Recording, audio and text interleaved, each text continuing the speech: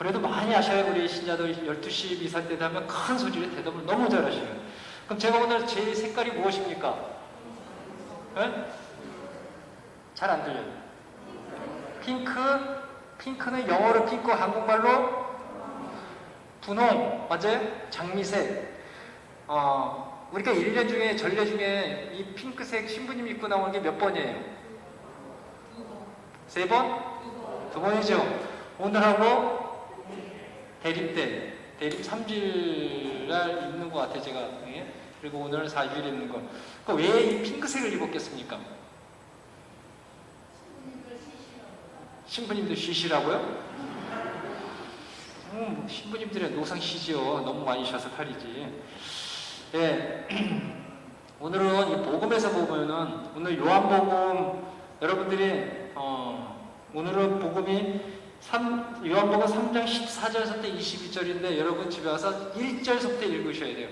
요한복음 3장 1절부터 21절까지 읽어야 전체의 그 내용을 알 수 있는 것이에요. 다시 말하면은, 여러분들은, 그리스도 신앙인들은 하느님의 나라에, 즉 하느님을 볼 수 있는 특별한 권한을 가졌다고 오늘 예수님께서는 저희들에게 말씀을 하십니다. 그래서 여러분들은 빛의 자녀라고 이야기를 하고 있어요.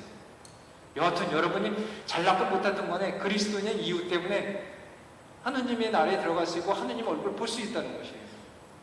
한 80%, 제 생각 80% 정도, 20%는 이제 여러분의 노력함에 따라서 달라진다는 것이죠. 그래서 여하튼 저희가 사순의 힘든 시간을 지나오면서 오늘은 예수님께서 저희들에게 정말 희망적인, 정말 하느님 나라에 들어갈 수 있는, 또 하느님을 볼 수 있는 그런 특별한 권한을 저희들이 가지고 있었다는 것. 어떻게? 그 방법을 오늘 저희들에게 이야기를 하고 계십니다. 그래서 여러분들이 잘 이해하시고 제가 잘 설명해 드릴 테니까요.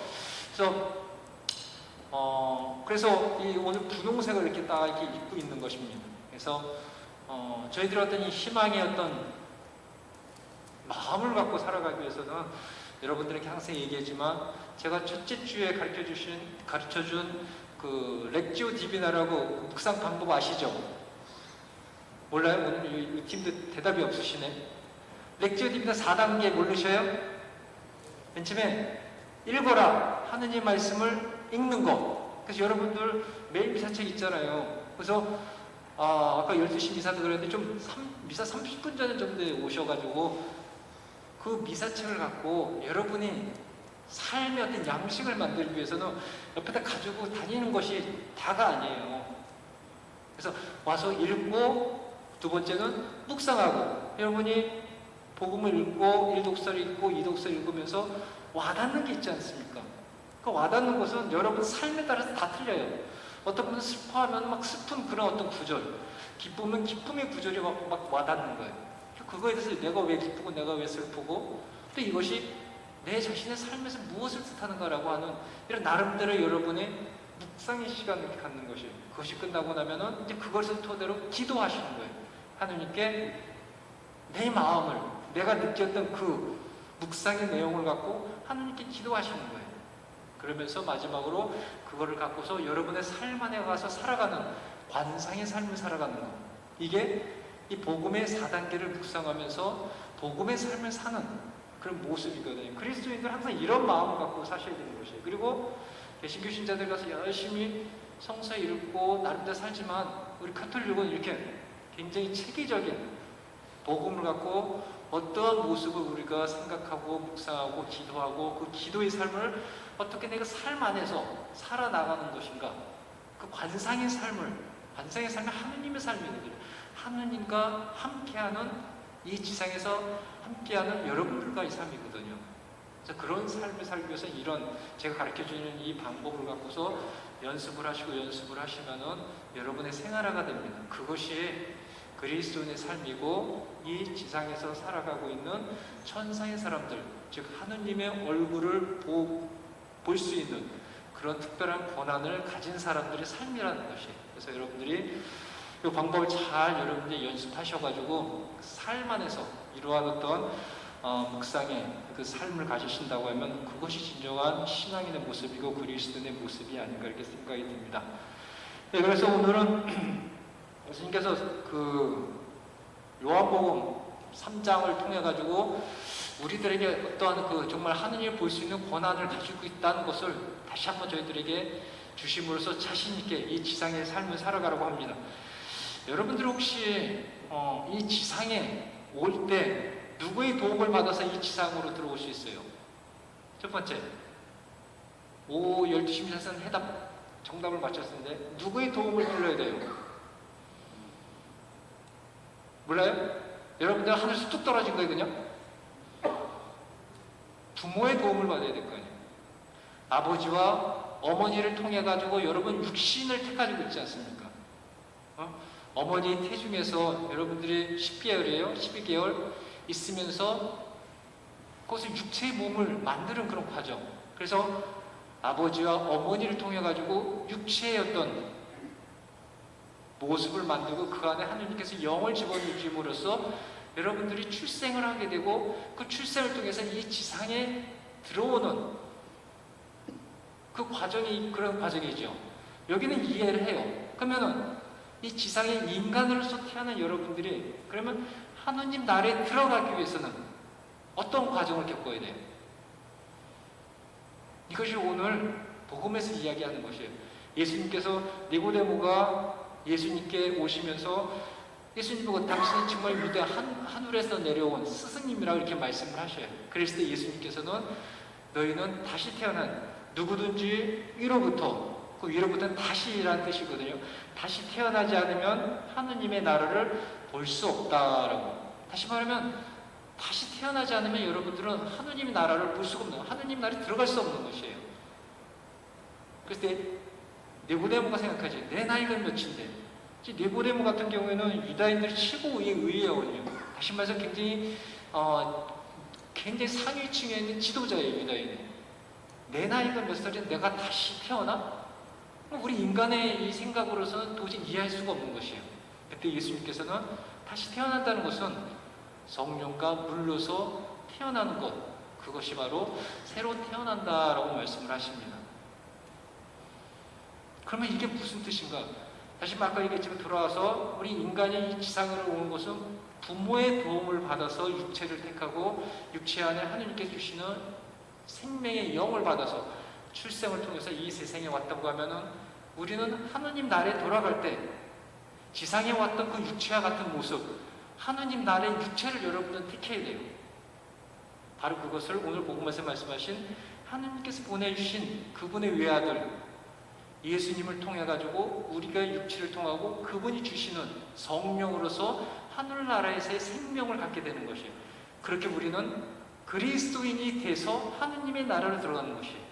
여러분 이 지상에서 인간으로서 태어나기 위해서는 부모와 하느님의 도움이 필요하지만 여러분이 하늘나라에 올라가기 위해서는 즉 예수님의 그 하느님께 보내주신 하느님의 외아들 예수님의 도움과 영을 받음으로써 그리스도인이 돼서 하늘나라에 들어가시는 것이에요. 이것이 오늘 예수님이 니고데모에게 설명해 주시는 것이에요. 그래서 그 예로서 그렇다고 하면 예수님께서 어떻게 그 성령을 주시냐, 어떻게 여러분에게 그리스도인이라고 하는 육체를 줄 것인가에 대해서 오늘 말씀을 하고 계십니다. 즉 예를 들어가지고 모세가는 얘기를 하죠. 모세가 이스라엘 민족을 에집트에서 이렇게 데리고 나오면서 굉장히 힘들잖아요. 그 광야라고 하는 것이 여러분들 그 이스라엘에 아니면 에집트의 그 성지순례 갔을 때 보면은 완전 돌산과 모래와 너무너무 힘든 그걸 40년이라는 세월 동안은 지나야 돼요. 그러니 얼마나 불만이 많았겠어요. 비록 에집트에서 노예살이를 했지만 그래도 자기들이 머물 곳이 있고 그리고 먹을 곳이 있고 또 그리고 물이라든가 여러 가지 그래도 최소한 것이 있지 않았습니까? 그런데 광야에 나오는 수는 이것이 없어요. 그러니까 불만을 막 하니까 하느님께서 불뱀을 보내가지고 물어가지고 그 사람들 막 이스라엘민족을 죽기 시작합니다. 이때 그들은 또 하느님께 또 모세에게 달려가서 살려달라고 하느님께 좀 뭔가 좀 해라 라고 하니까 모세가 막 달려가가지고 하느님께 나 좀 살려달라고 못 살게 굴어서 아주 죽겠다고 하니까 하느님께서 말씀하시는 것이 이런 말씀을 하시죠. 너는 불뱀을 만들어 기둥 위에 달아 놓아라. 물리는 자는 누구든지 그것을 보면 살게 될 것이다 라고 말씀하십니다. 기둥에 올려놓고 기둥 위에 하늘 높이 올려져 있는 그 불뱀을 보는 순간에 죽은 사람들이, 또 물린 사람들이 다 살아나는 그 모습, 이와 같이럼 하느님께서 보내신 그 아들 예수님은 바로 그들과 같이 기둥 위에, 십자가 위에 올라가서 죽으심으로써 그것을 받아들이는 사람들을 영원히 죽지 않고 하느님 나라에 들어간다는 것입니다. 그것이 오늘의 설명인 것이에요. 그래서 예수님을 통해 가지고 우리는 그리스도인이라고 하는 그런 지상에서 말하는 육신의 그 모습을 취하고 하느님께 주시는 예수님을 통해서 오늘 성령을 받아서 하느님 나라에 들어가는 것이에요. 근데 문제는 예수님께서 살아계시는 동안은 이 성령을 줄 수가 없다는 것이에요. 요한복음에 의하면 예수님께서 돌아가신 후에 그 성령을 주신다는 것이에요. 즉 십자가 위에 돌아가시고 나서, 그리고 나서 성령이 우리들한테 오시죠. 요한복음에 보면 부활하신 예수님께서 성령을 받아라 하면서 제자들에게 성령을 이렇게 주십니다. 그때 우리 인간들은 그 성령을 통해 가지고 하느님 나라에 들어갈 수 있는, 하느님을 볼 수 있는 권한을 갖게 되는 것이에요. 권리를 갖게 되는 것이에요. 그래서 그리스도인은 그러지 않습니까? 지상의 사람이 아니라 지상에서 살아가고 있는 천상의 사람, 하느님의 사람들이야말로 진정한 그리스도인이라고 우리는 이야기를 하고 있는 것입니다. 그래서 우리 그리스도인들은 어떤 이 지상의 삶이 너무너무 힘들다 할지라도 그 삶을 우리가 극복하고 이겨나가야 하는, 그래서 빛의 길을 이렇게 가야 되는 것이에요. 그래서 오늘 설명을 하신 것은 주님께서 이 다른 사람들, 즉 예수님을 받아들이지 못하는 사람들은 어둠에 살아가는 사람이라고 그럽니다. 이 어둠에 살아가는 사람들 여러분 보세요. 이 신앙을 갖는다는 게 결코 쉬운 것이 아니거든요. 가지고 있는 사람을 내어놓아야 되는 것이고, 그리고 편안함보다는 어려움의 삶의 길을 택하는 것이고, 예수님의 삶을 보세요. 예수님께서 그러지 않습니까? 나는 이 머리를 하늘과 땅에 둘 곳이 없는 그런 지상의 어떤 나그네 인생의 삶을 살아간다고 말씀하고 있지 않습니까? 있는 것은 무조건 내어주라고 그러고, 다른 사람들에게 이해해주고 사랑해주고 그들을 보듬어주라고 그러지, 나 자신이 힘들다고 해서 어렵다고 해서 그것에 대한 투정부리라고 하지 않고 있거든요. 그래서 오늘 제1독서에서 열왕기서에 관한 이야기를 하고 있거든요. 열왕기에서 역대기 마지막 부분에서 에레미야 예언자의 이야기가 나옵니다. 이 에레미야야말로 진정으로 예수님과 같은 그런 삶을 살았던 한 예언자가 아니었던가. 이 에레미야는 원래는 자기가 예언자가 되고 싶지 않았어요. 근데 하느님으로부터 선택받고 나서 그 예언자로서 역할을 하게 되는데, 너무너무 이 예언자의 삶이 힘들어서 심지어는 자기가 어머니의 태중에 있는 그것조차도 저주하는 기도를 합니다. 왜 내가 어머니 태중에서 이 세상에 태어났는지, 왜 내가 이런 하느님의 어떤 소명을 받아서 예언자 역할을 해서 그 가장 가까운 가족들에게도, 그리고 그 이스라엘 민족에게도, 또 이스라엘의 왕과 그 백성들에게도 끊임없이 손가락질 당하면서 인간의 삶을 살아갈 수 없는 그런 상황에 끊임없이 놓이면서 왜 내가 그런 삶을 살아야 되는지 하느님께 끊임없이 부르짖었던 예언자입니다. 그런 하느님의 소명을 충실히 살았음에도 불구하고 마지막의 삶에서는 에집트로 끌려가가지고, 그것도 자기 같은 민족으로부터, 이스라엘 민족부터 끌려가서 에집트에서 살해당합니다. 그러면서 그냥 자기 지상에서는 없어지는 그런 삶의 모습이었거든요. 어떻게 보면 사라졌다는 것이 다시 말하면 하느님 품으로 다시 돌아갔을 것이라는 이렇게 생각이 됩니다. 그래서 이와 같은 지상에서의 삶은 끊임없이 하느님의 그 뜻을 이 지상에서 이루기 위해서 부단히 노력하고 부단히 나름대로의 고통과 시련의 삶을 살아가는 그 모습이야말로 그것이 그리스도인의 모습일 수밖에 없다는 것이에요.